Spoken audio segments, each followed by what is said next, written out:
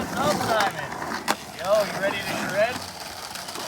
Yeah, homie. Fuck yeah, dude. Happy Sunday. Happy Sunday. So, what's new with Mongochatter? Oh, dude. Whew. All kinds of shit, bro. Just wrapped up episode 34 there with Danny. Denicola. Yeah. Locals Only Skate TV out of Arizona. Sick shit. Jeremy Hopwood from episode 27, Caravan Skate, he introduced us, and I thought it was a really cool conversation we had with him. We talked. What did we talk about? We talked about his brand, Locals Only. That's right. Check it out on Instagram. Yep. And Locals Only Skate TV, I believe. That's right. It is. Yeah. And he's the Danny Boy Experience, his Instagram. Yeah. We talked about skateboarding, like we always do. No doubt. And his experiences with it. How he wears many hats as a editor, brand manager, etc. That's right. So what else we have cooking? Well, dude, for the episode, we got another giveaway. We got some more gear from Insanity Board Shop in San Antonio. That's right. We got San Antonio. Some Frog skateboard stuff. We got a board, a cap, and a t-shirt. And then the homie Jeff Wheeler out of Providence, Rhode Island, Mongochatter episode 10, he is doing sludge wax. Wow. And he's gonna kick in for some wax, so this is gonna be a good contest winner. All right. I was thinking maybe we could do like something that involves like a grind, a slide, and a flip trick, you know? So you have to do a line, and you have to have all three components in the line. One grind, one slide, one flip trick. And one flip trick. It could be flat ground, on a bank, any component thereof. So we have sludge wax though. Like, are we gonna give bonus points if you pick a crusty spot or something? I was thinking because Jeff is from Providence and it's such a crusty zone, and it's sludge wax. Consideration will be given to crustier spots. So if you want to do a line at a skate park that's all these complicated tricks, that's good and grand. Yeah. But if you want to do a simpler line in a crustier spot, all more power to you, you know. And so a line with some sort of slide, some sort of grind, and a flip trick. That's right. It can be grind, slide, flip, slide, grind, whatever. Dial whatever random number. So submit those to Mongochatter. DM them to. Yeah, DM the clips to Mongochatter, and of course you're gonna have to be following Locals Only Skate TV, Mongochatter, Insanity Board Shop, Frog Skateboards, and Sludge Wax to be a winner. All right. So submit those clips to Mongochatter, and also, dude, we got a new remix of the Mongochatter theme song by Von McIntyre. Right. And then also, we got new shirts, new merchandise going on. Oh, sick. These are the new Mongochatter t-shirts. That looks like Clayton Grohl's graphic. It is, Clayton Grohl Ideas Clothing collaboration. Okay. And we call it Clayton's Mongo Idea. All right. And so there's that going on. How do people just DM us for that? Or? Yeah, they can DM or Venmo at Mongochatter, and they're $20 a piece, $27 shipped. Okay. Also, Jeff Wheeler of Sludge Wax fame we've got some stickers printed of one of his dope Mongochatter graphics. Yeah. And Ronnie Tom, she's got a Pride event going on down in San Diego. That's right, San Diego. Yeah. In mid-July, so we had these stickers made for her as well. So anything that we ship, we're going to be including all this stuff, and this is a Mongochatter Skateboarding Podcast Video Zine Ally type thing. Okay. You know. I like it. So yeah. That's pretty much, dude, all that's been going on with Mongochatter right now, and then we got some really cool stuff coming up in the near future, as always. So let's check this episode out, and then stay tuned for the rest of this shit and get those clips in. Fuck around and end up on Locals Only Skate TV, why don't you? Hell yeah. All right, let's get some. Yeah, dude.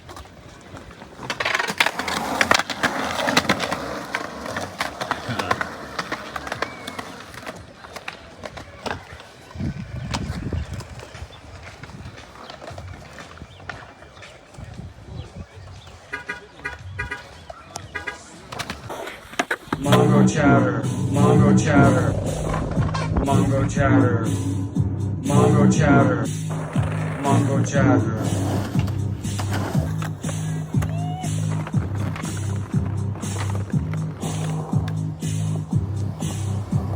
Mongochatter, Mongochatter, Mongochatter, Mongochatter, Mongochatter.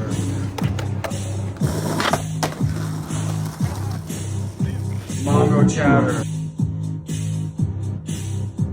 Okay, everybody, welcome back again to Mongochatter Skateboarding Podcast Videozinetypething episode number 34. We're back again at Simon's Pad in San Antonio, running another Zoom call through the grace of technology with Denicola out there. Where in Arizona are you at, Danny?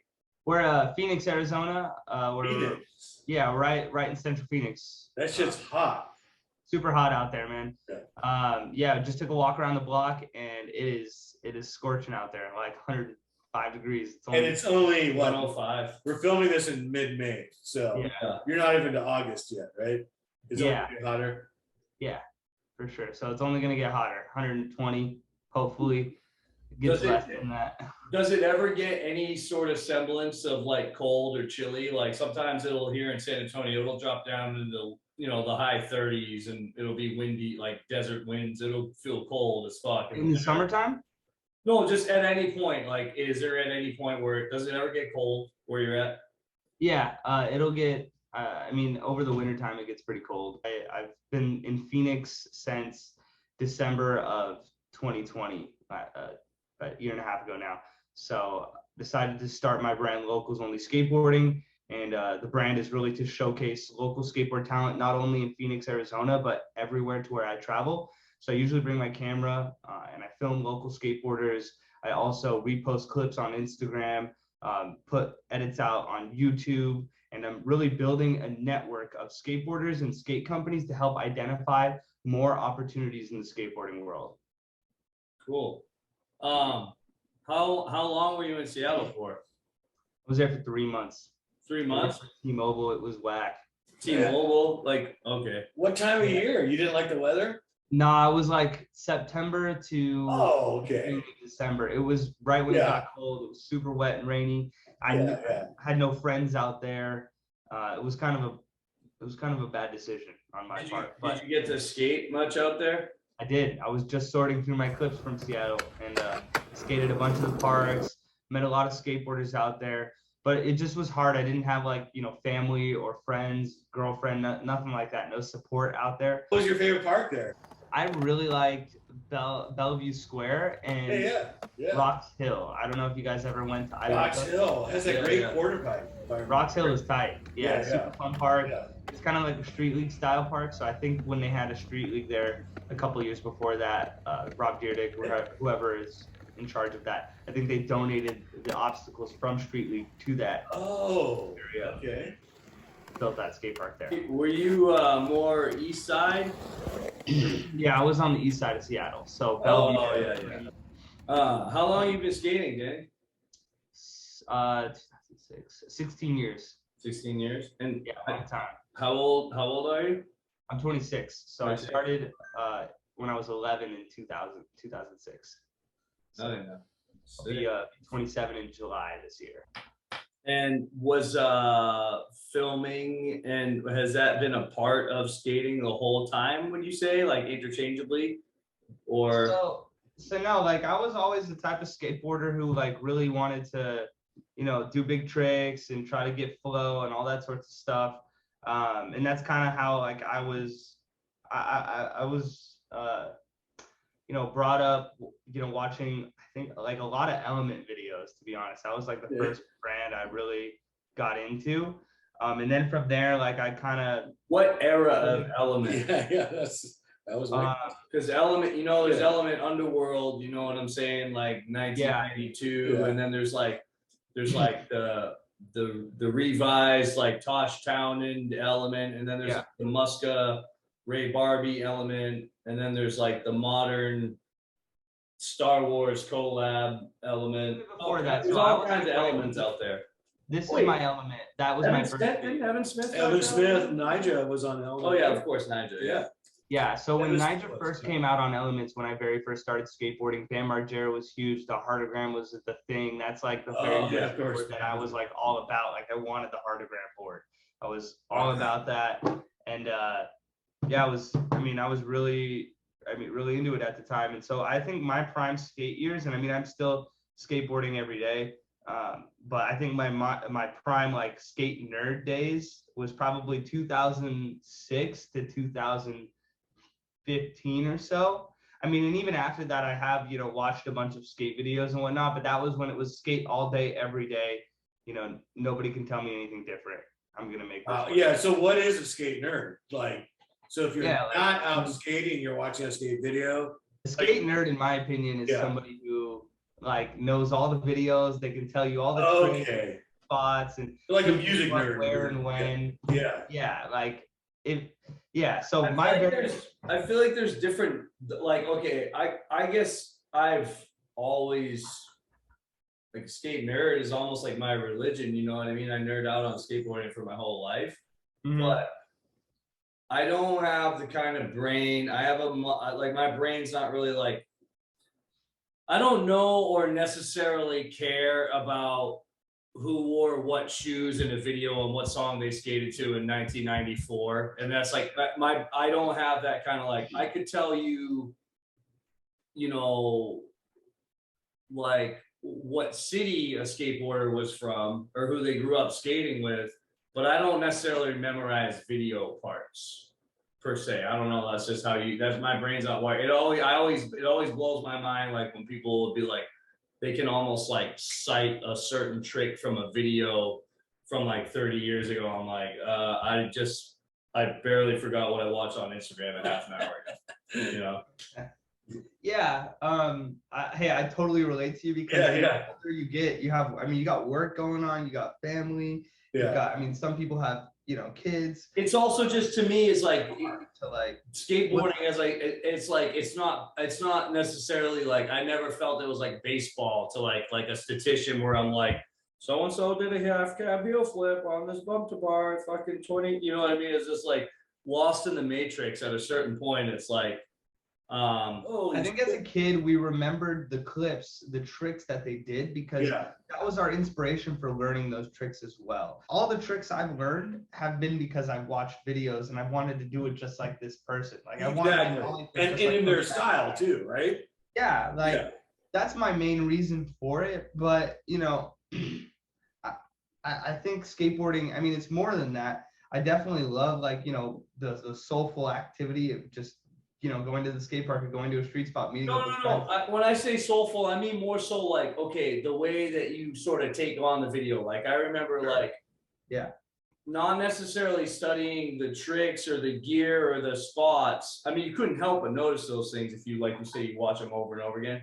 But more so it'd be like watching this video in your friend's living room, whatever. Like maybe you start, it sparks a conversation. You start talking about something. You're starting to get fired up and you're like, you don't even finish the video because you're like, we gotta go skate. We need to you know what I mean? And so that was like more how I connected with skate videos, where it was like, did it give you that feeling of like, get out there?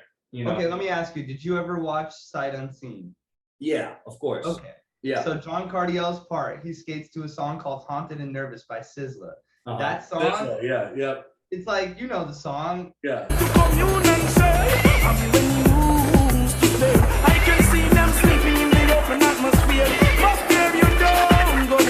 It's a sick reggae song. When I hear that, I get juiced on John Cardiel's part. I get I go download that song. I listen to it, and now all of a sudden I'm blasting airs just like John Cardiel. Dude, I hate Aerosmith, but whenever I hear "Dream On," I always picture Rodney Mullen. You know what I mean? And that Plan B video, and it's it's still like it's the only. There's like 3 good Aerosmith songs, and one of them is because of Rodney Mullen. Mind if I ask you both when did you both start skating?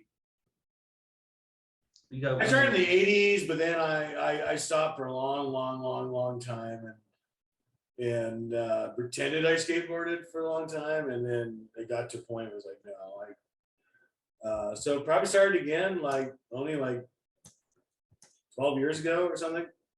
Nice. That's rad. I'm turning 50 in about a month, so nice, man.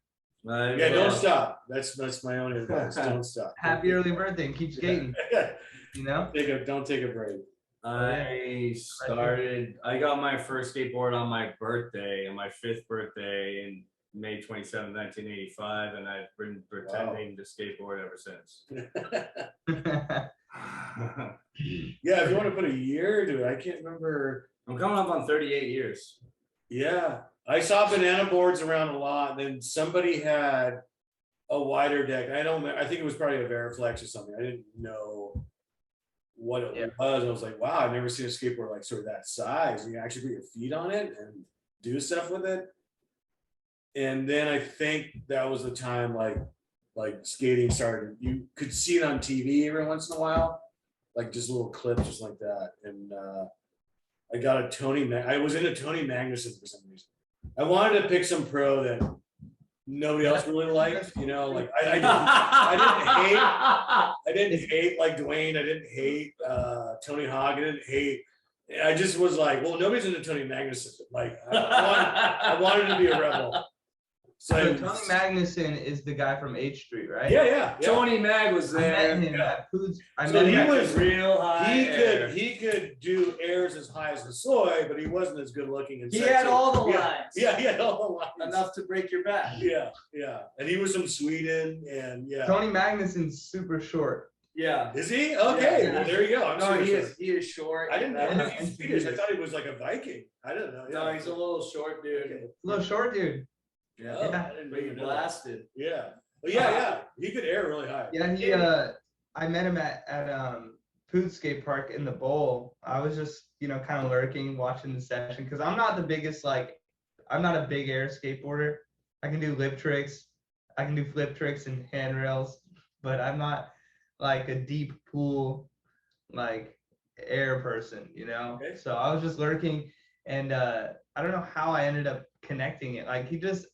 I introduced myself to everybody who was in that area. That's kind of something I do. I'm like, oh, what's going on, guys? My name's Danny, whatever. So he was like, oh, my name's Tony, and I saw his board hstreet. I was like, are you Tony Magnusson? Yeah. It was cool. That's So every time you go to Pooth Skate Park, it's like that.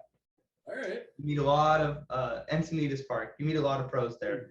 I've met Sean Sheffy there. Wow. Danny, I wanted to ask you though, kind of going back to something we were talking about, with the locals only skate TV, and then also the skate nerd thing.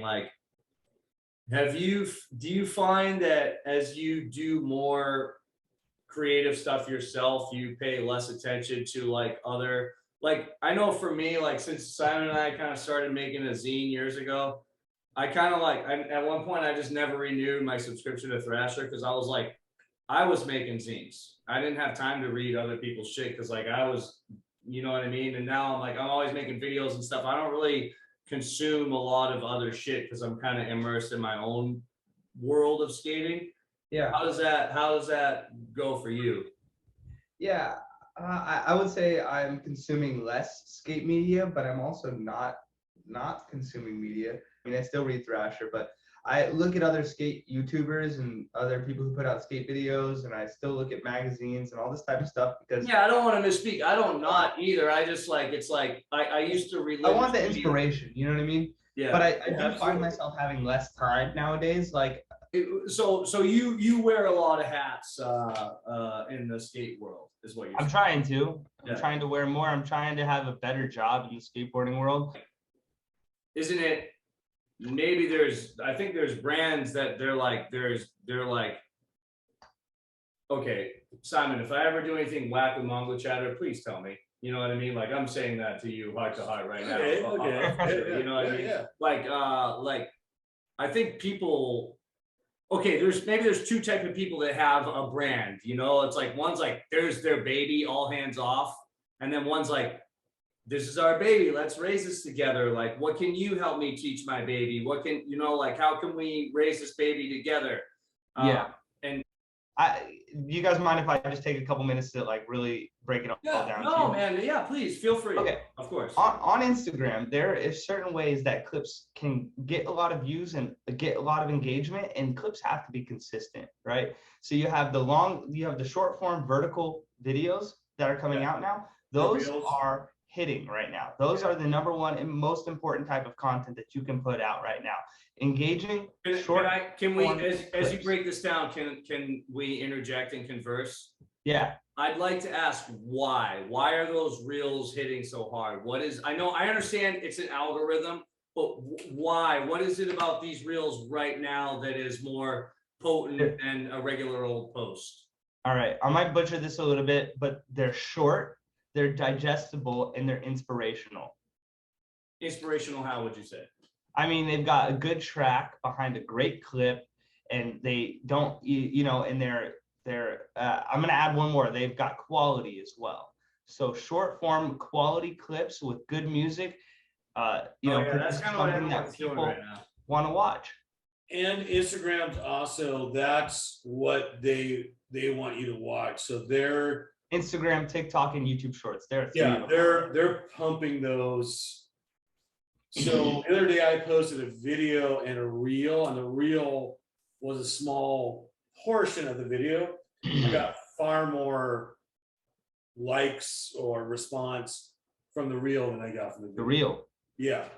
Yeah. So I'm hearing Instagram. What I see on my Instagram, what you see on Instagram, even though we probably have like 300 friends in common, are totally different things. Mm-hmm. Like I'm spoon fed something by Instagram, if that makes sense. No, we all are. Yeah. So yeah. And what they want you to see more, they love the whole photo aesthetic like 2-3 years ago. Like I'd take a snap of a pretty flower and I'm on my hike and hashtag pretty flower. Now the reel is really, Instagram's really promoting that. Or maybe it all really depends on what you're looking to do with your Instagram. Do you want engagement? Do you want people buying your products? Do you want people watching your content, like and sticking through so you can get monetized? Like it depends on what you're looking for. You know, if you just want Instagram just to post your pictures of your brand and make your brand look aesthetically pleasing, you can do that. But if you're going to want to sell products and, you know, make fans out of the people who follow you, you've got to make lots of content and quality content with good music. And that's the way that brands are growing on Instagram right now. Let me ask you this, and this is not a challenge to you or Instagram or the modern Lou.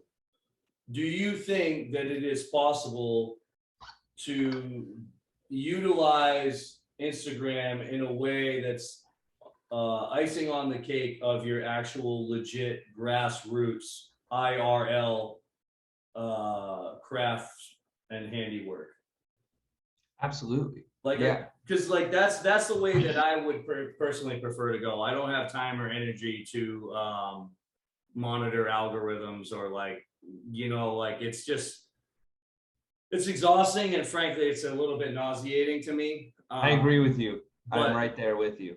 I've been minimizing, you know, I don't do hashtags on my videos unless it's my own hashtag. I don't do, you know, unnecessary bullshit on videos.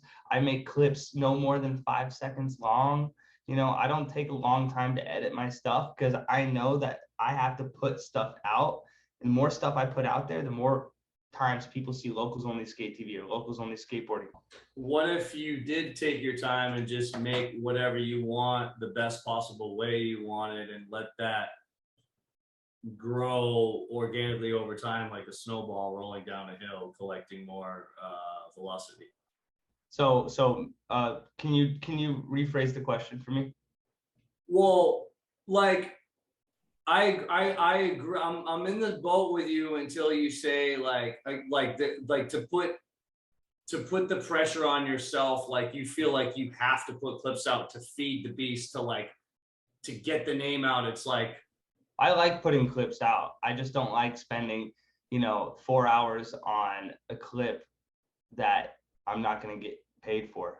Yeah. No, okay. You know? I like editing. Like I like putting clips out, but I don't want to spend, you know, 20 hours of my week putting clips at, building clips that I'm not going to see any return for. So if I film a clip, I want it to be something that is easy for me to edit and easy for me to put on TikTok or Instagram or YouTube. But it's different when I make YouTube videos. If I make YouTube videos, I'm all good with spending time on that YouTube video because I'm building a channel here.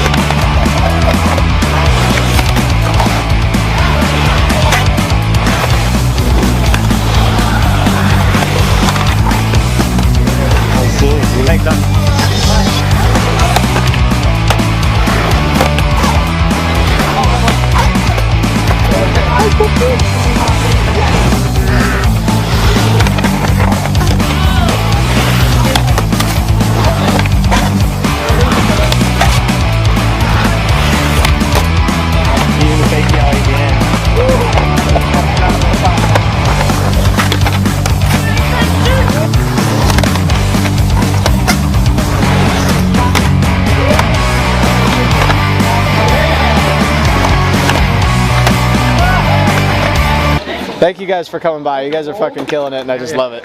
Thanks, I won't pound your camera. I promise. we love you. This is cool, dude. The bowl is fucking amazing. I know it's kind of particular, you know. It's got some bonk to it, which definitely a little heavy there, but I like it. It locks in pretty good. It's buttery as hell. It takes some heart. It takes some heart. You gotta love it.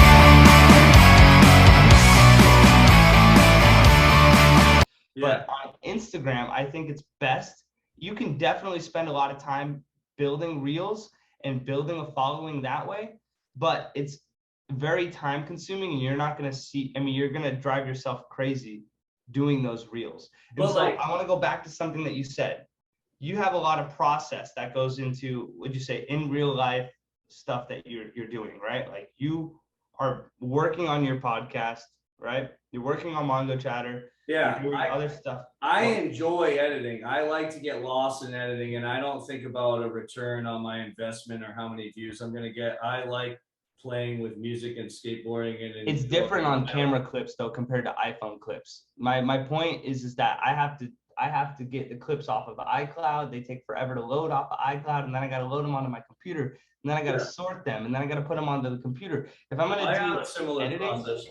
if I do editing, I would rather do editing from my computer, from my camera. I have a system for different types of filming when it's the camera versus the phone. So with phone stuff, I can put stuff together, but I just have to have a clear vision of what I'm trying to do before I start doing it, you know? Yeah. Because I don't want to wander. Because everyone's process is different, you know what I mean? You That's know? how you do it. Like that's how you do it, and that seems to work for you. But like for me, I get lost in the process. I don't really. I like to just let the process overcome me. Yeah. Sometimes 5 hours go by and I work on a clip, and then I'm done with it, and I move on to the next thing, and I'm not really thinking about like. With Mongochatter a little bit, I have to think about scheduling and timing and like production and things like that a little bit more than I'd like to. But I truly do just enjoy the artistic process of creating skateboard related content.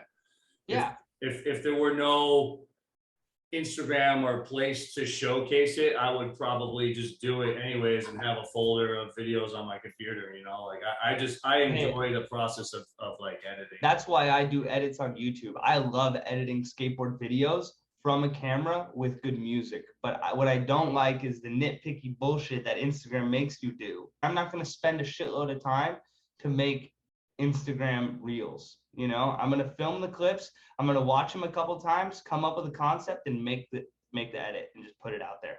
Yeah. You know, versus doing it, you know, uploading that stuff onto my computer, putting it into DaVinci or Adobe Premiere, and then figuring out like, oh, I got to download this song. I got to make sure everything matches up. Instagram already does a really good job of doing that by itself. Yeah. And so I think I might as well just skip the process of putting it on the computer, having to sort through all the shit. You know, it helps me. I like the caption more than the actual clip. But another thing with Instagram is you cannot have on Reels, you can't have horizontal footage.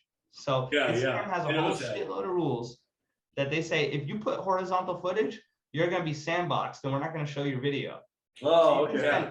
You can spend all this time making the best video, but if you make a horizontal video, Instagram's going to sandbox. Okay, so Danny, here's my philosophy, dude. It's like, I'm going to use that horizontal footage, make that video, have no one watch it and be like, fuck yeah, I did it and move on. I don't care if 1 or 100 people watch it. It's like, it's the process of doing it that's like, that gets me stoked. I don't really care, like, you know what I mean? Which is ironic because I guess I do a skateboard media thing, but it's like, it's literally like, I've never once in my life tried to strategically use Instagram. Like with any hashtags I've done have been tongue in cheek from like the time that I started Instagram in 2015 to now. It's like, I've never been like, you know, like sometimes we talk about the best time of day to post. I don't care about that. I just want to post and move on and keep creating, you know what I mean?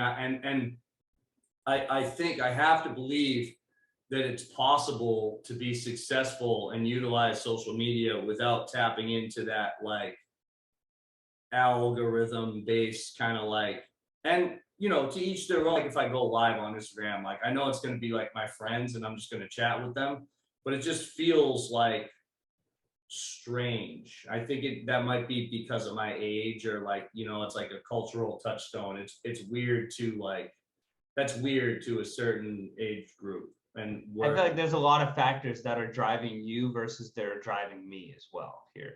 You know? Oh yeah, no, I don't know. It's not necessarily like. I totally like appreciate, you know, your perspective on that, and I've been in the same perspective. Like a lot of the times, like growing up, like I made content, didn't care who saw it, you know, and just made it. Wasn't on a schedule, you know, wouldn't do the like, hey guys, welcome to my channel type bullshit, you know. And I get annoyed with that stuff too. But you know, I'm also, you know, seeing people who blow up, you know, get fucking 64,000. I want to have a platform that helps people be seen. And it's not that I get annoyed by it. I want to be very clear about this. I'm not annoyed by that bloggy shit, and I'm not annoyed by anyone trying to make it and come up and work the system of how they view it and use the algorithms or whatever. What I think is tragic is that, to me, I love skateboarding so much. I think it's so rad that we don't need all this other shit. It speaks for itself. It doesn't need a hashtag or a vertical reel or a time of day post. It's like, it's rad on its own. Take it or leave it, and you might as well take it because it's fucking sick. You know, that's how I feel about it. It's not that I'm against anyone trying to do a YouTube channel and make their thing, create their personality. Like, that's fine. That's show business, baby. You know, but like, I think that skating is rad enough. It stands on its own. It doesn't need extra bells and whistles. It doesn't need gimmicks. It doesn't need algorithms. This is just my personal feeling as a dedicated lifer, purist, damn near religious, fanatical skateboarder.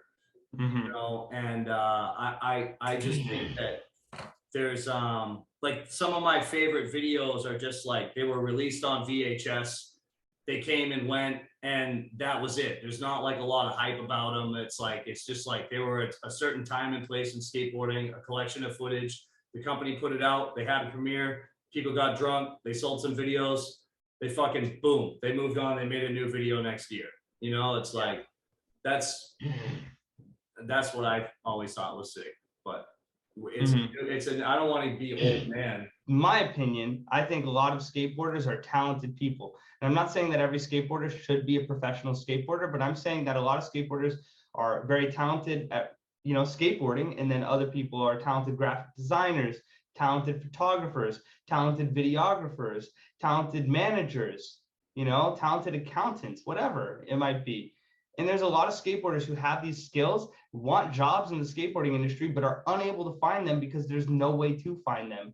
And if you want to find a job in the skateboarding industry, go onto a skateboarding a company's website, and find, you know, the email and come up with, you know, a well-written email of all your skills, and hopefully they respond to you. And if they don't, you just spent time, you know, trying to get that job and you didn't get a response. And so I'm trying to build a platform that'll streamline this effort and make it easier for people who want to work in skateboarding, not just to be a professional skateboarder, but to work in the industry, to get a career in it. I mean, dude, I'm 40 and I still get cool guyed by a bunch of 23-year-olds that would like, you know what I mean? It's like, cool guy. You're not. But you know how you have to get, you know how there's the stigma, you have to get in with a local skate shop in order to get anywhere in skateboarding. I don't think that's true anymore, Danny. And I think people like you and me are kind of like, it's like, that's not necessarily. We're trying to break that though. It's people like you and I that are pushing that, the opposite mentality. And it's not necessarily trying to break it. It's just like I can't not do this. I still get cool guide to this day.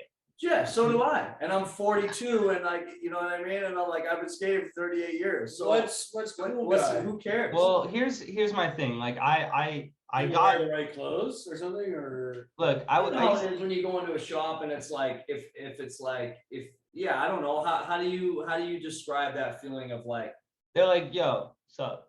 And they don't say anything to you. Like, if I walk into a shop and I'm there to spend money, don't make me feel like an asshole for wanting to spend money in your shop. You know, like, welcome to our shop. What can we help you with? Like, can we help you find something? What do you want to search for today? I want to be sold. And if you can't sell me on a product that you have in your shop, hey, I ain't spending money. And it's also like we're all skateboarders. There should be a common ground. Like when I'm walking in the door, theoretically, I'm a skater. You're working there. You're a skater. It's like we have a common ground of like. I've actually gone out of my way and said, "Oh, by the way, I skate." Yeah. I know I'm 49 years old. I'm turning 50 in a month. So, and usually there's young kids working there. So I felt compelled to like, "Oh, by the way." I found it's more so like traveling, or if I'm new to an area, it's like people will be like kind of vibey. And I'm just kind of like, I'd almost prefer that they vibe me and let them wonder. If let them, whatever you're wondering or your conception is that you're gonna like trip out on, like enjoy that fucking negativity while I move on with my life and skateboarding. Like, I walk into whatever skateboard shop X, and you get that look, right? Or that I'm not even going to talk to you. And I kind of feel like I need to drop a hint. I feel like sometimes I was like, okay, I don't look like a skateboarder right now. I'm older than the average skateboarder. I feel compelled to drop a hint, and I do it. Skateboarding is my place to be outgoing. That's where I want to talk to people. So when I walk into a shop, I don't want to put on my tough guy face and not talk to them. I like talking to skateboarders. So when I walk in somewhere, I don't want to have my guard up. I want to be like, yo guys, what's going on? I'm like, this is a shop. I like that, you know? Yeah. I like to do that. It's fun for me. And sometimes, sorry, go ahead. Go ahead. Well, sometimes I like to think of skateboarding is a very big party. It's like the world's biggest house party, and we're all at it. And like sometimes you bump into people like on the back porch and you're chilling with them, and then sometimes you know what I mean? And it's like sometimes there's fucking fights. Sometimes like XYZ, but it's like sometimes it just feels like we're all at a big house party. And if you kind of go in there like with that attitude, you know, you're like, hey, what's up? It's a party. Like, we're here at the party together. Like, isn't this sick? Like, that's kind of how I like to think about it sometimes. And then if people want to be sour and vibey beyond that, like, that's like, you kind of already gave them the chance, right? To like, to join the party. And it's like, if you don't want to be a part of the party, man, go fucking sit on the corner on the porch and smoke a cigarette. I don't know what to tell you. You know, like take a breather. You know, I sit this one out.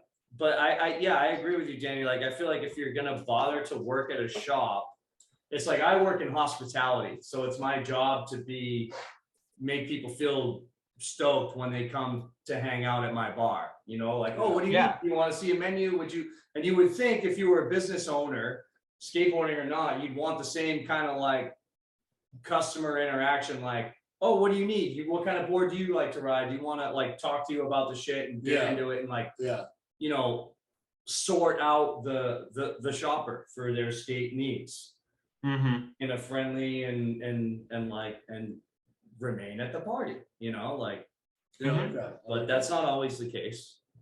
So like I worked in hospitality too, and I know customer service, and I know, you know, I mean, it's not even customer service for me. Like when I went to school in California, it took that opportunity to start fresh, you know, so I was Mr. Hello on campus, saying hi to everyone, making connections with everyone. That's cool. So to this day, like I still practice that. Like I still say hi to people on the street. Like I don't care if the person, you know, looks like they skateboard, they don't skateboard, they're homeless. Like I say hi to people. Yeah, that's cool. You know, and a lot of people don't do that. And well, if you say we need more of that going on, dude, it's like a lot of people like. No wonder you didn't like Seattle. A lot of people just turn a blind eye, you know. Yeah, or look down the sidewalk and pretend you didn't say hi to them.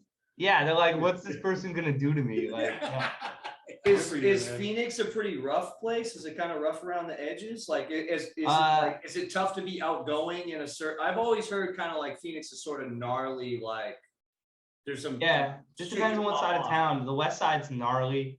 The east side is really nice, but there are pockets that are bad and good everywhere. I think it's really hard to walk around in Phoenix. That's my number one complaint is that, it's hard to go anywhere closely. Like there's no skate park that's 15 minutes away from me. Every skate park is 35 minutes away by car. I can't walk anywhere. It's a very car-centric area. Yeah. There's no San Antonio's a little like that. yeah, there you can't walk anywhere. So I mean, the only time I'm saying hi to people is when I pull into a shop or I go to like Target or Whole Foods or whatever, you know, I'm on a hike. But right now, especially now that it's hot, I'm not going to be walking or going anywhere. It's so fucking hot. Locals Only was a name that I chose because it sounds exclusive, but it's inclusive because I like to talk to people at skate parks and include them. And so you're a local at your park, I'm a local at my park. We're all locals at our own parks, you know. Yeah. But I go to that park, I make friends with you, and I showcase your talent at your park. Locals Only Skateboarding. Where does the drifter stand in that? The drifter? The drifter. The drifter. I don't know, like. You know those kind of skaters that have no. Everybody's welcome, but oh, the drifter. Welcome. You know. But I mean, I don't know. Yeah. That reminds me of the Horse with No Name song. I'm thinking of Beware of a Tall Dog. I'm not all about like engagement or views or likes or any of that stuff, but right now, in terms of doing what I'm doing and making it successful for the people I'm working with and for myself, engagement's important. But besides that, like, I wish I could go through every single thing that has had a deep impact on my heart, you know, and say, here's why it's had a deep impact, and not expect any fame or money or whatever from that. I wish I could do that, but like the way that I mean, I guess my upbringing, you know, I come from a family of entrepreneurs, you know, like they don't care at all about how you feel. You know what I mean? They don't care. Yeah. You know, they like get a good job, make money, you know, and then do what you really love. And if that's writing essays about songs that, you know, have made you feel a certain way, awesome, you know. But if I were to just do stuff like that without like trying to set myself up, my family would probably have my ass. Okay. You know? So is your family supportive of Locals Only Skate TV? Fuck yeah, they are. They are very supportive, but they want me to be prepared, you know, and they want me to have a plan for how, you know, what I'm doing. They don't want to hear that I've just started something and I have no plans to make it successful. They want to know, you know, Locals Only, that's awesome. What are you going to do with that? How are you going to make this a thing? Yeah. You know? Yeah. So. My family's kind of the same way. I'm just like, yo, I don't know, but sit back and watch because it's going to be sick. I don't know. I think your enthusiasm, no matter, like, there's no reason for anyone to cool guy anyone, because no matter what kind of aesthetic you're into or where you find yourself in the corner, which diamond, you know, angle of the diamond that is skateboarding you find yourself attracted to, it's like, if someone is dedicated to doing their shit with enthusiasm, they're going for it, how can you disrespect that? You know what I mean? We're all on a DIY entrepreneurial level. It's like, how can you disrespect someone for trying to do what they think they should do, what makes them happy, and most importantly to me is like stoke out the scene. And it's like, you're like, no one can say that you're not creating content that's like a negative reflection. You know what I mean? You're only doing shit to stoke out a scene. You're not like dragging it down. So if anyone's going to be a hater on someone who's enthusiastic, that's just like, they don't get it, right? You know? You know, it takes all kinds of personalities and thought processes to get shit done. And it's like, you know, I wish that there was someone that were able to take some of the weight off my shoulders with Mongochatter as far as that social media game and that whole side of things. It's like, and I could just be left to my devices to keep it rolling. And it's like, you got to promote it, and then you got to film it, and then you got to plan it, and then you got to chop it all up, and then you got to get, you know, like, it's hard, man. Yeah, and it's just like, for me, it's hard, but it's also easy because it's just in a weird way, it's just documenting my life, and there's like it's perforated by these little interviews that we do every couple months, and it's like a little, there's an ebb and flow of like my process of skating and filming, and kind of like you're saying about how you deal with clips on the cloud and shit. It's like I'm you know, delegating what clips are going for a longer video project, what's for Mongochatter, what's for Collision Curb Club, but it's stuff that I would be doing anyway, and I just use Mongochatter as a vehicle to help me keep myself organized as a skateboarder, I guess. You know? Yeah, it's hard. Just staying organized is fucking hard, man. Seriously. Yeah. The shit you try to do, the less organized you seem to be. And yeah.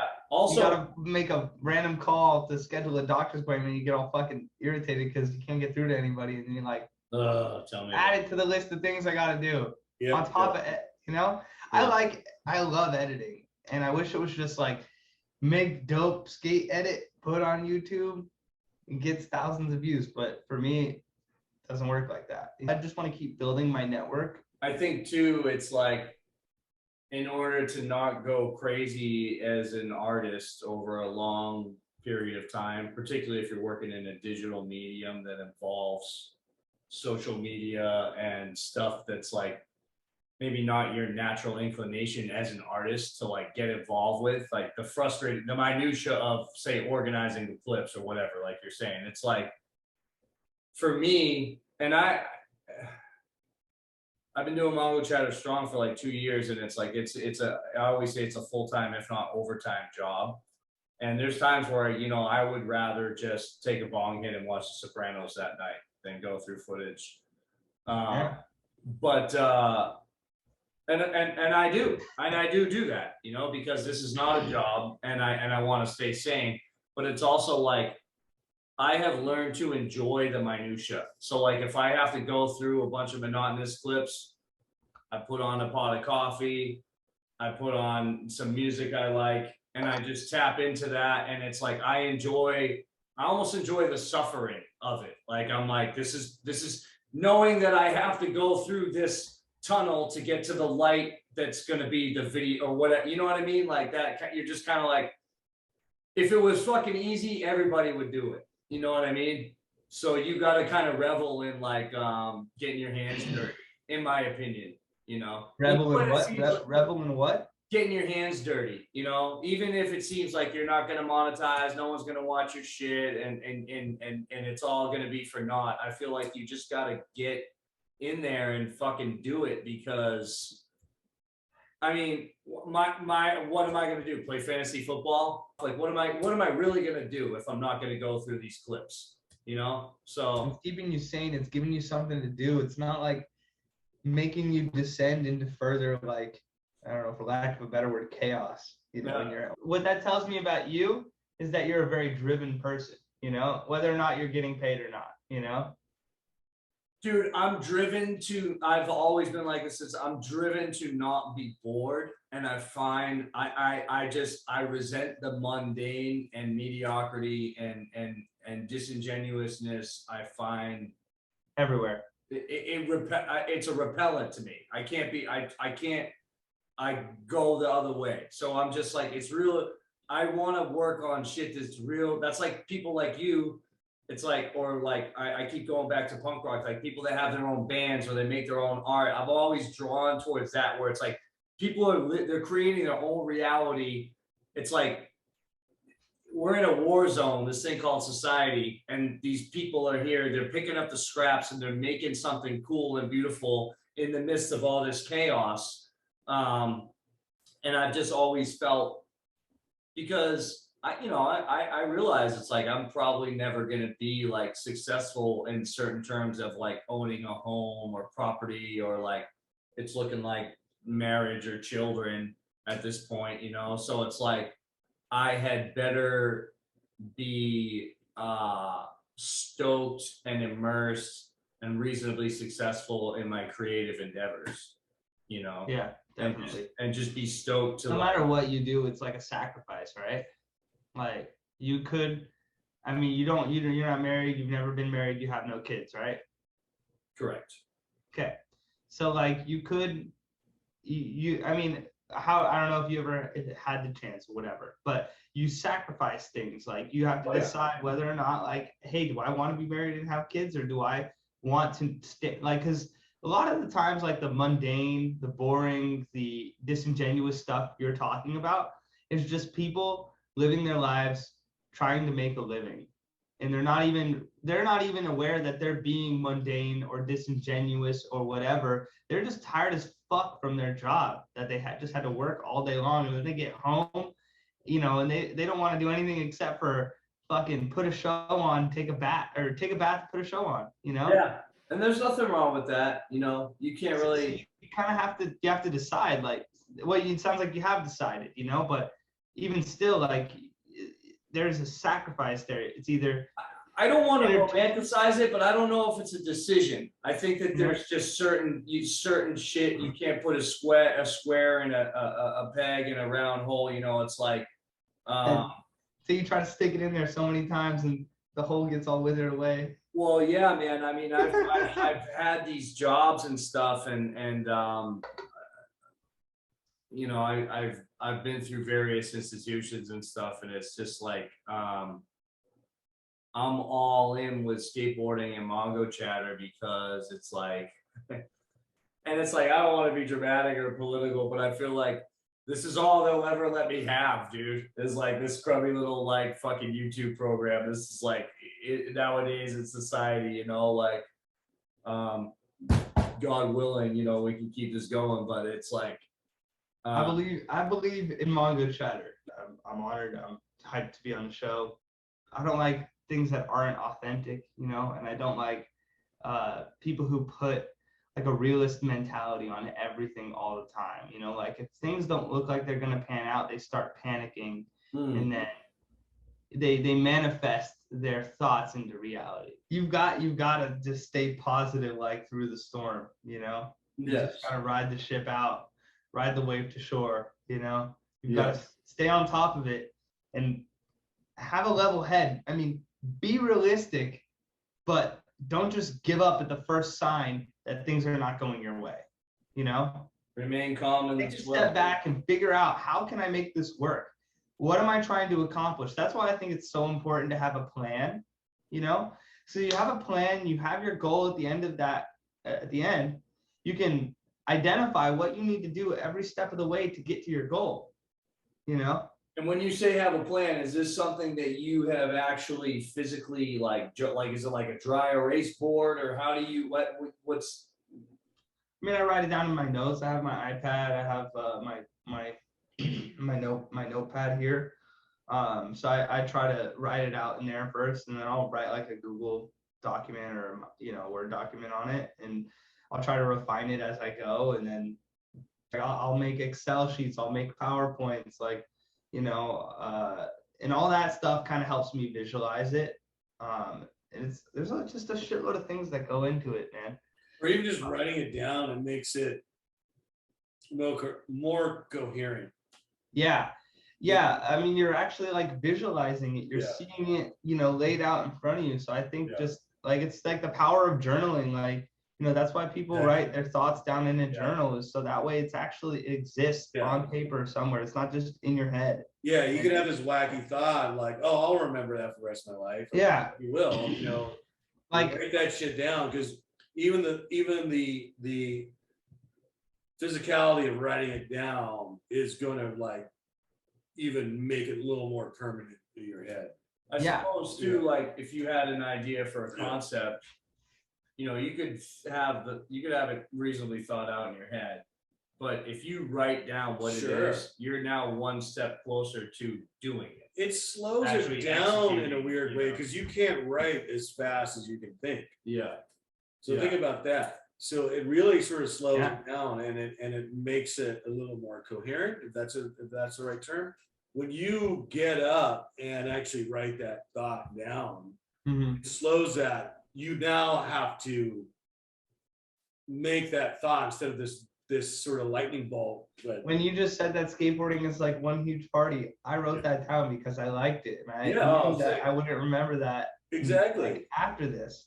You know, and for me, like I hear that and I'm like, wow, that'd be really cool if somebody like tried to draw that up. Like, I don't know.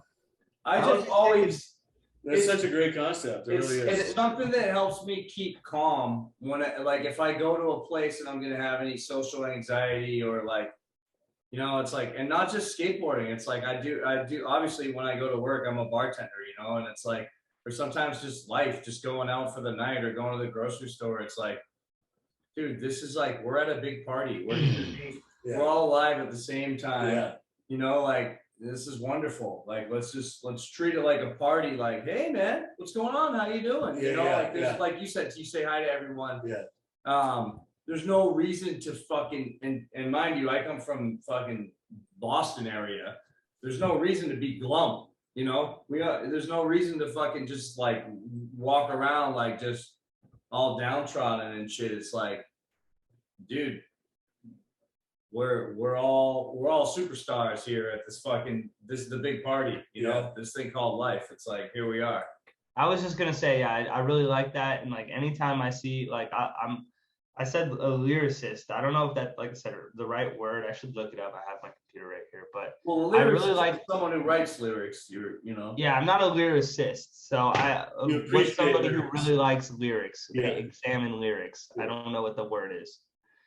I like examining lyrics. I like examining like signs. Like if I see a sign and it's got like a sticker on it, I'm like, what does that sticker say? You know? Yeah. Or like if I see like, I don't know, just random sign at the beach, I'm like, all right, wait. Like I always tell my girlfriend, you gotta wait because I need to read this. I'm fascinated with license plates. I'm always same here, dude. License plates. What state? What it says? Is it custom? What bumper sticker is on the car? Like I'm fascinated by that. Same thing with your thought on the skateboarding as a huge party. Like I think that's a rad idea. And so anytime I see something cool, like I like to like. Maybe it'll make me think of something, or maybe it'll have a cool phrase that would be good on a shirt, or just good as an inspirational quote to like make me excited or something. I don't know, or make me motivated or whatever.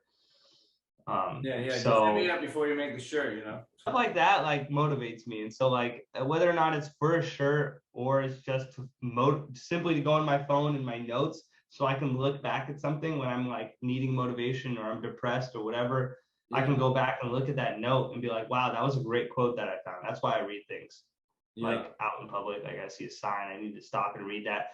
How do you, with all like the preparation and the organization that you're involved in for your various brands that you're involved with, how do you make the transition, or how do you, and this is something that I kind of wonder and deal with myself as well. It's like, how do you manage the transition between the preparation and the conceptualization and the execution and like the follow through between all my organizations? Yeah, like if you spend, it takes a finite amount of time to create an Excel spreadsheet, and then whatever you're dealing with is presumably for a project that's going to require steps and activities beyond just creating the spreadsheet. Like you got to go out and do it to make these goals come to fruition. How do you manage your time and efforts between like the preparation and the execution of this?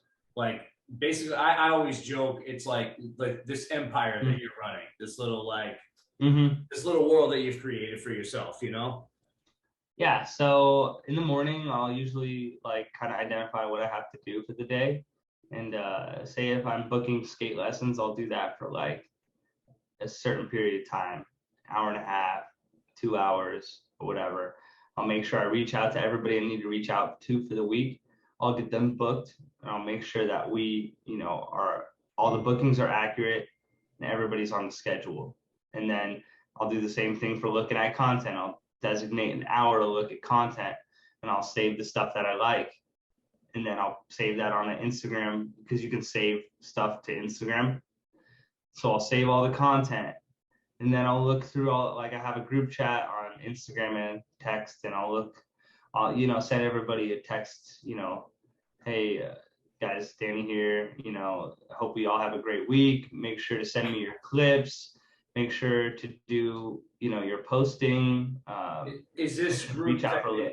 Is this group? Who are you encouraging to post clips and is it like a team manager role or? Yeah, I'm the team manager for okay, so it's the skaters that ride for that brand. That's who you're reaching out to them and saying, hey. Yeah, we're really trying to establish the brand right now. So every week kind of has different tasks, but I'll pretty much like just allot different tasks to different times. I'll make sure I wake up early, you know, have breakfast, and then I just allot like an hour or two to each task throughout the day. And then how often do you skate yourself, would you say? I skate at night, probably every day or maybe 4 days a week. Just depends. It's just hard. Like I said, Phoenix, all the parks are so far away. Yeah. So like I can't just leisurely go out and skate for a half an hour session. Yeah. I can't do that. I wish I could, Yeah. but I gotta like drive 30 minutes there, and then I gotta skate, and then I gotta go home, and then shower, and then make dinner. It's like it's a whole ordeal. Are you like me? Like once you start, even if you're like, I'm just gonna go for 45 minutes. And yeah, that turns into 2.5 hours. You can't stop. It's like an addiction. Like like he doesn't hang out at skate parks. He just skates. Only skates. No chit chat. Yeah. Really? That's. I mean, I like throwing down with the homies, but I'm also like, I don't know.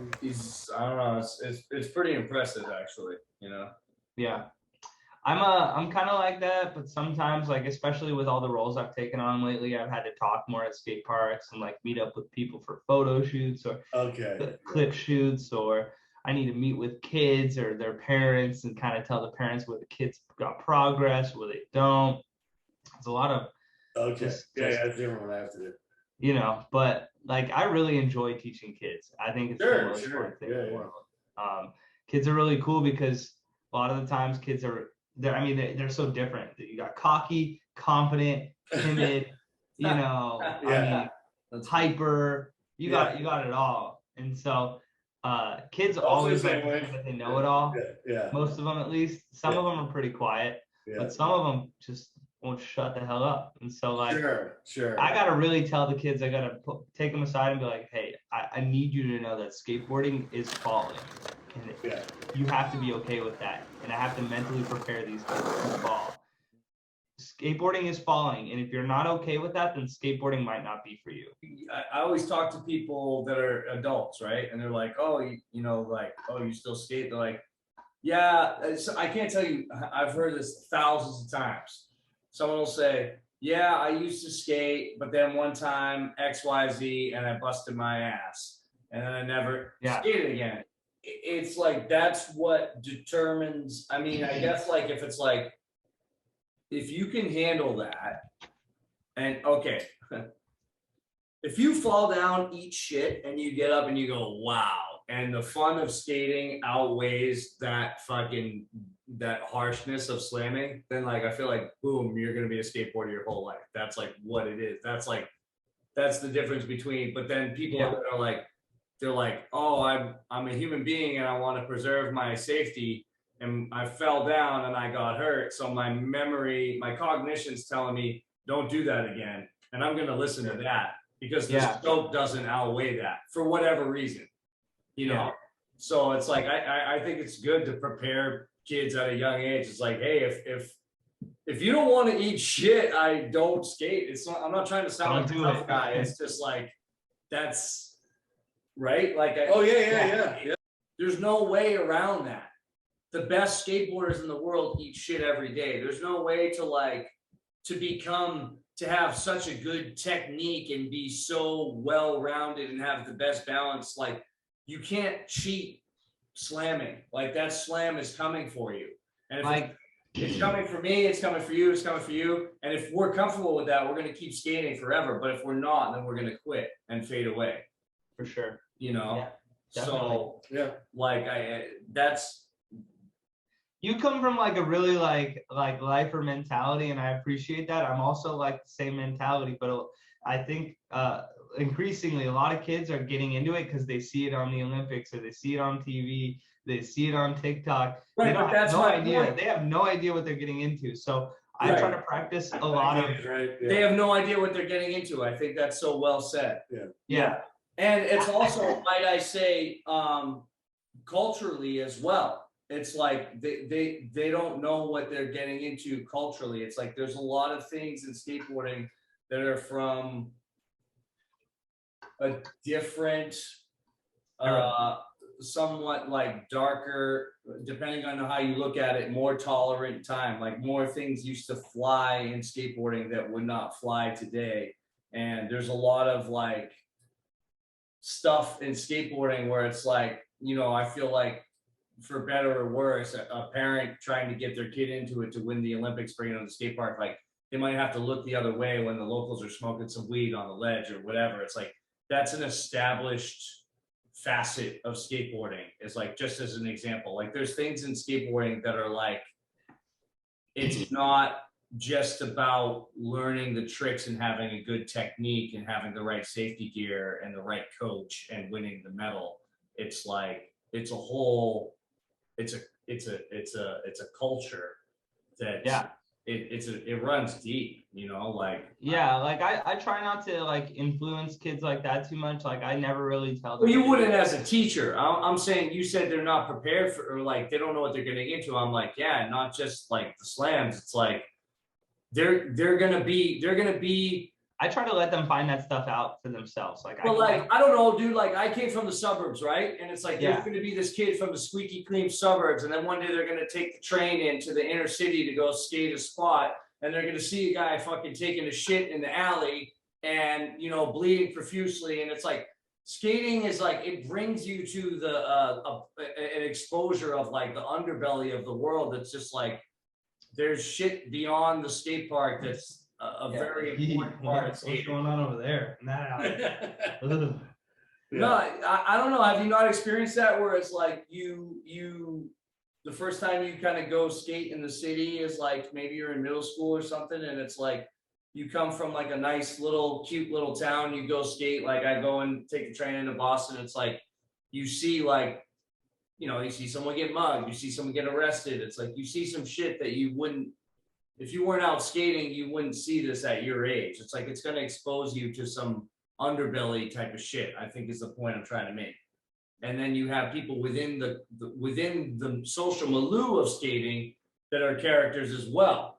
That it's like people may or may not want their children around. You know what I mean?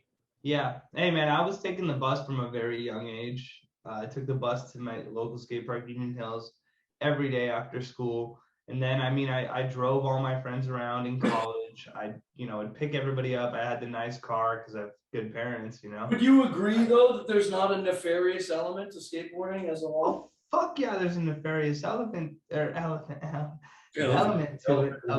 Write that one down. Nefarious elephant. Nefarious elephant. There's a nefarious element to it. But I don't okay, I would go skate and I was influenced by a whole bunch of different things, and I would go street skate and do all these sorts of things and kind of get into trouble. And I mean, I don't want to say I wasted a lot of time, but I spent a lot of time doing things I probably shouldn't have been doing at that age. You know what I mean? Exactly. That's exactly my point. Being in Barcelona, like, I mean, you want to talk about taking dumps in alleyways. I mean, people are doing crazy shit in Barcelona every single day. Sure. And so, like, you know, I've grown a lot, I've experienced a lot, and at one point I used to revel in all this chaos going on around me. Now I'm like, all right, I'm getting a little bit older. I'm like, I don't know if I belong in this scene right here. I don't know if I belong in this, you know, here with these people. Like, I try to distance myself from bad things going on at the skate park or bad influences. But how do you prepare a parent for like my parents didn't want me involved in skating, you know, like because they knew a little bit about the subculture of skateboarding and they knew about surfing and rock and roll, and they didn't, you know, and it was like an extension of that kind of lifestyle. And like the thing is like, as much as like there's like shining examples, and I'm not placing value on one or the other. Mm-hmm. like these stereotypes are often correct. Like you do have kids doing bad stuff that skate and doing graffiti and smoking weed and experimenting with sex and drugs at super young ages, like, you know, like behind the tree at the skate park. Like there's all kinds of weird shit that comes with skating, I feel like, or at least, I don't know if this is maybe from my era, but I'm still around the kids and shit. And I feel like not much has changed. They just film everything now. But then also too, there's probably parents that are younger than me now that their kids are getting into it. So they grew up with skateboarding as a mainstay. So they don't have this outlaw image of it. So they're not concerned about their kid going down the rabbit hole of like, Yeah. You have you're kids, a parent and you have kids that skate. Wow. If you want to talk about that. Yeah, absolutely. Yeah, and I grew up in the 80s. There wasn't a skate park, so there wasn't nefarious things going on behind the tree because it wasn't even a skate park. Yeah, skaters had a bad reputation, and they were bad boys for sure.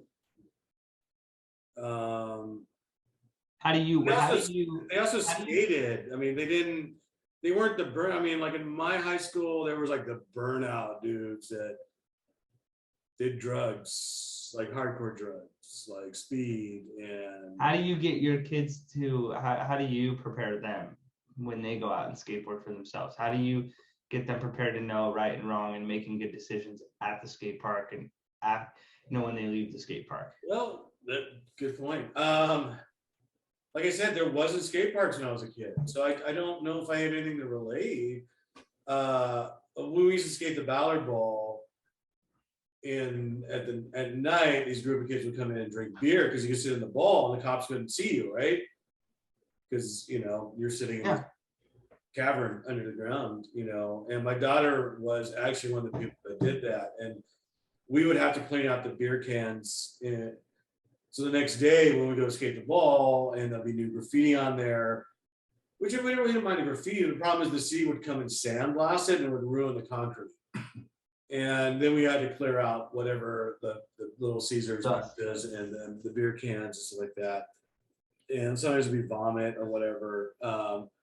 So that was annoying. So I definitely told my daughter, like, you and your friends are fucking up a place that we use. At the time, she didn't get it because she was too young, I think, and she was rebellious. And I'm an adult, and I was the same way when I was a kid.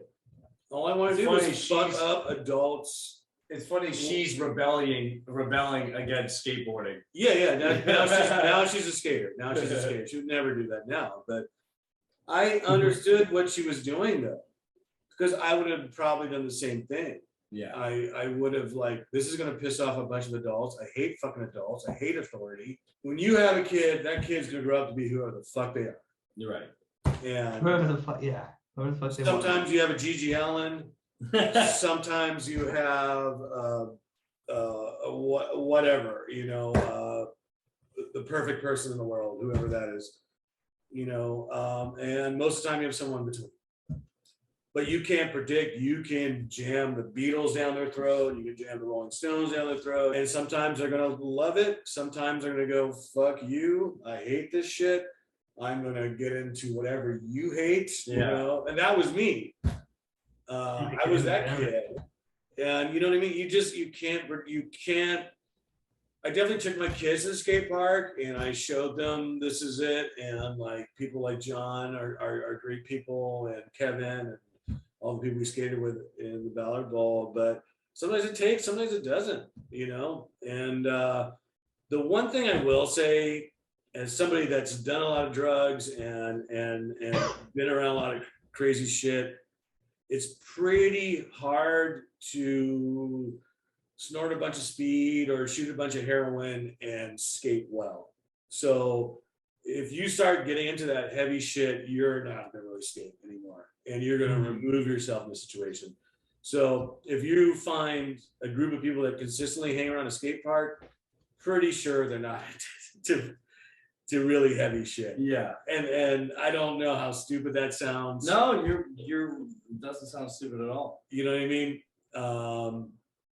At one point in my life, I looked for the heavier shit, and that's what I was into. And like, And it wasn't at the skate and, park? yeah, no, I mean, we didn't have a skate park, but I mean, it just wasn't there, and I was attracted to like, how gnarly can I get, you know? And that was my life journey. And honestly, and why I got back into skateboarding was like, God, this is one part of my life like I did a long time ago. And I sort of kept a little track on it, you know, because you can read Thrasher and we would talk about it. I think I always owned a skateboard, and we would go out and like do bonuses and ollie off a curve or something. But that was the extent of it. But then one day I was just like, no, I want to get back in this thing. Like I've thought about it for years and years, and I sort of just put it on the back burner. I know it's hard for you guys to skate your whole life to think that you could put it somewhere else for a little bit, but I can relate on a level of like getting into playing music and skating less. I always identified as a skater. I was always immersed in skating, but definitely times where, well, the thing is, and I've said this many times, like after I hurt my back and I came back from that, I was 35 and I was like, I was re-gifted skateboarding. Yeah. I was like, oh, it's fucking on now. It's on. You know what I mean? Yeah. I'm but not for a going to while, lose this chance. Yeah. I had my ups and downs where I was in and out of it, you know, like I always skated, but I was like, you know. I'll be back in the hall of the game. What made you start skating in the first place, would you say? I had some neighbors who skateboarded, and my cousin skateboarded, and I was super into video games and animals and stuff. And so it's like animals. I was into animals, animals and video games, and I kind of felt like I didn't have so many friends, and that was not helping my case. You know what I mean? So I started skateboarding because a lot of kids I know, but it's so many rad people love it. So many people say that they're like, I was into animals. I feel like that's a thing where it's like, I used to get like the zoo books, and I'd be all about it. Like, I used to know everything there was to know about every animal, like, you know, weights, where they lived in the world. I mean, all the way down to gestation period. You know what I mean? Like, I would my goodness, recite everything to you. I mean, that's what I was into. You know, here I am, this weirdo who's just talking about animals. And so I was like, my neighbors skated. I saw them skateboarding. I went over to their house, and they had like a crappy board. And I would skate that, and then I saw, this is right when YouTube came out, I saw Nigel Houston skating on YouTube, and I was like, oh shit, I need to get a real board. So then I got an element board, and it was go time from there. Cool. So Nigel was your OG favorite skater, would you say, like your first OG hero? Nigel and Bam. Bam are for sure. Yeah. Did you like Bam's like hijinks, like personality, or did you like his skating, or both, or like how? What I like the aesthetic of Bam. Like I saw him do that tail drop.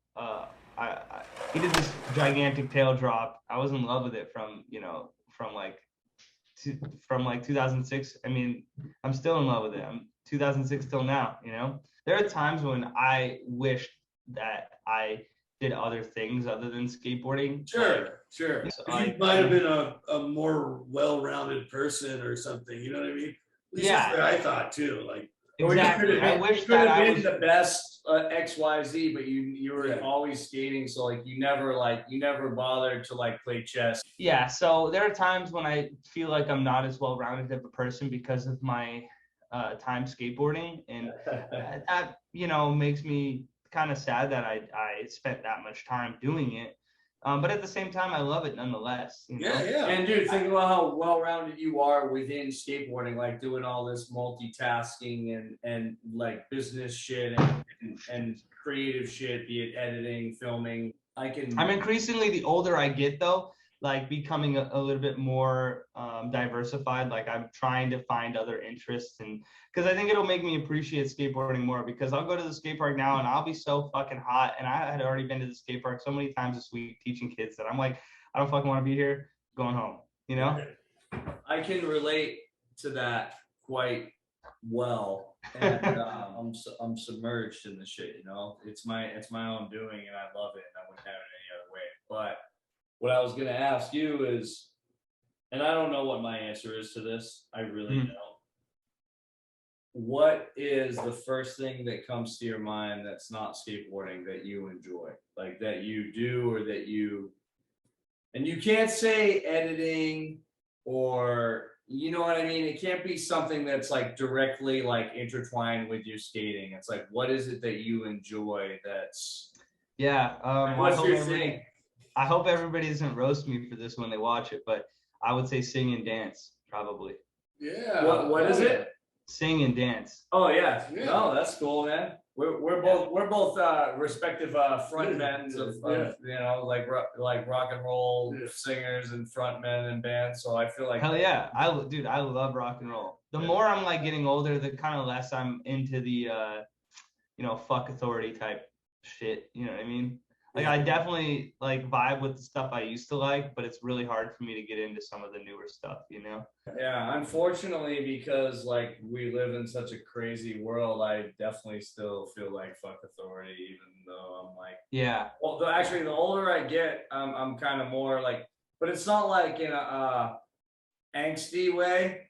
It's more in like a no, really like philosophically like fuck authority, like kind of way. Like it's so it's like I don't know. It's like you get used to when you listen to that kind of music your whole life. It's not like I don't listen to it as like it doesn't like fuel the fire of like hate or angst for me. It's like it's reasonably soothing background music.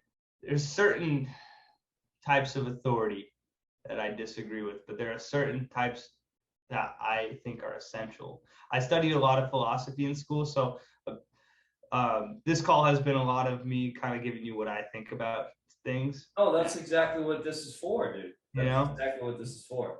But you know, a lot of it's like, you know, I've kind of been full circle to where I was like, you know, as a kid, fuck you, I won't do what you tell me, and then fuck you, I'm gonna do whatever I want to do, you know, and then get over here, I'm gonna do, you know, what I think I need to do, and then over here finally get to the you know, complete the full circle. Oh, now I, you know, if I want to get to where I need to go, then I might need to follow some rules here and there. You know what I mean? Yeah. How do you feel about helmets? I don't wear a helmet. I mean, you know, I've been skateboarding for a long time, so I know how to fall. You know, I don't do gigantic airs to where I need to wear a helmet. If I'm doing lip tricks, I don't really feel the need, you know? So I don't wear helmets. No, don't like them. But for the kids who take my classes, you gotta wear a helmet. I like when I wear my helmet because it takes me back. I feel like some of my old 80s Vert heroes. Like when I first got into skating where I was at, there was no reason for anyone to ever wear a helmet. And so wearing a helmet or pads was indicative of high level skateboarding. So I always wanted to wear a helmet because it made me feel like it was like we were getting into some shit. So now if it's like you, I kind of feel the same way you do about lip tricks and stuff. And like I've been skating for a long time, so I'm not too worried about it. But if I skate bigger shit, particularly alone, I'll wear a helmet, and it's like it's fun. It's like it makes me feel like a little kid again. You know, that's cool. Yeah, I understand that.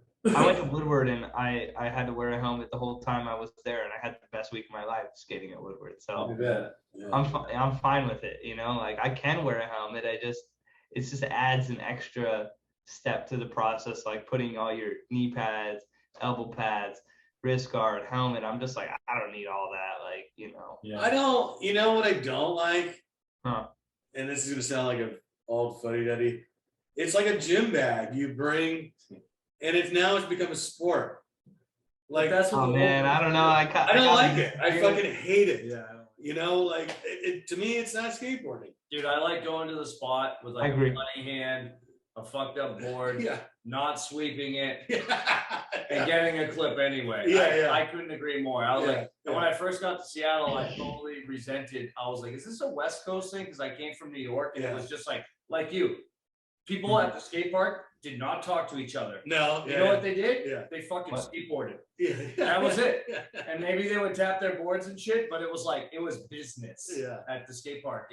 I went to Owl's Head Skate Park in Brooklyn, New York. And then I went to Green Lake, and it was like, all these dudes with their lattes unloading their fucking bags and taking selfies of all their fucking gear. And they're like REI style. Like, you go on their Instagram. Half of their Instagram was a picture of their fucking skateboard. You know, lying on like the Polko. Yes. Totally. You know, and it's brand new. It's got new rails on it, and I'm like, I just bought this yesterday. Yeah.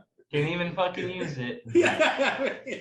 Anyway, I'm gonna be crucified for everything I said here, but I hate it. guys, I'm gonna be honest. I hate it. Doesn't like the gym bag. I don't like the gym bag. I do want to vouch for having bags in your car. Like, you gotta have a gym bag to hit the gym. You gotta have like your film bag. You gotta have your skate, like your skate bag. Like, I do have all my bags for what I'm doing. Like, so I don't get. I'm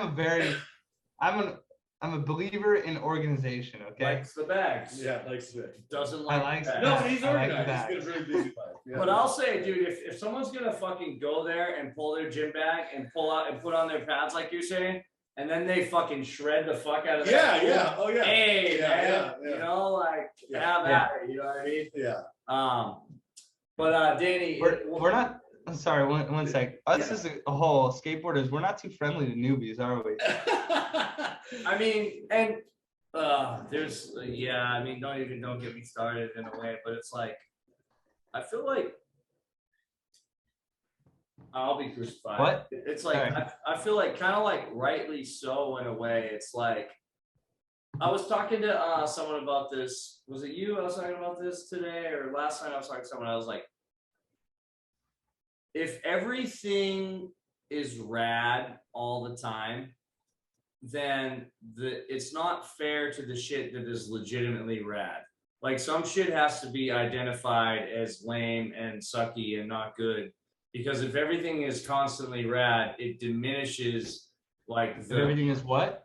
Rad. Like, if everything is like, oh, that's rad, that's sick, that's rad, awesome. If everyone is hyped on everything all the time, it takes the stuff that is truly rad. If everything is rad, then nothing is rad, right? Yeah. That's very If sad. The kid Jimmy down the block puts out his video of his homies, and he's like, whatever. It's like the video, it's not like filmed well. It's like the video standing selfie, and they're doing a bunch of flat ground tricks in their driveway. And then I'm like, that's rad. And then I go to Sight Unseen and I watch Cardiel's part and I go, that's rad. That can't be true, right? I mean, it's rad that these kids are making this video and it's sick. But what I'm saying, as far as like people being rude to, or like mean to new people in skateboarding, it's like, it's kind of necessary to have some sort of like hierarchy of like value of what is like sick, because if everything is sick, then nothing is sick, and it's just a big sea of shit, and nothing is after a while, you know what I mean? Versus like people like working really hard and doing something cool that's like unique and actually rad and deserves to be labeled as such, in my opinion. You know, I agree. So I always end the Mongochatter episodes with this. I'm just wondering, what is it that you want to say to yourself, to myself, to Simon's self, and to the universe? Like, what is it? Give us a closing, just thought or philosophy, or if there's anything you want to say, or you know, either you can or you can't. Either way, you were right. Oh wow, I like it. You like that? Yeah. I had to think on the spot for that one. What about you guys? What do you mean? You have in the world? I mean, I don't know. That's not, I'm the host. No one cares about that. You don't want to know. Trust me, you don't want to fucking know. Just keep doing what you want to do. You know, as long as it's healthy, it's not hurting anybody. Later, guys. Take care. Peace. I rip shit daily as my man Tom Bailey. I'm rocking the clock like if I was Bill Haley. I'm clocking my Glock and I got my shillelagh. So watch your lady because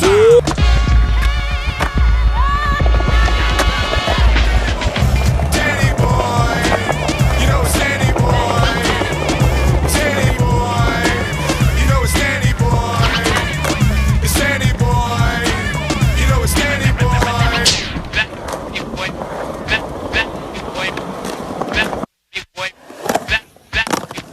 Danny boy, the pipes are calling. From glen to glen and down the mountainside,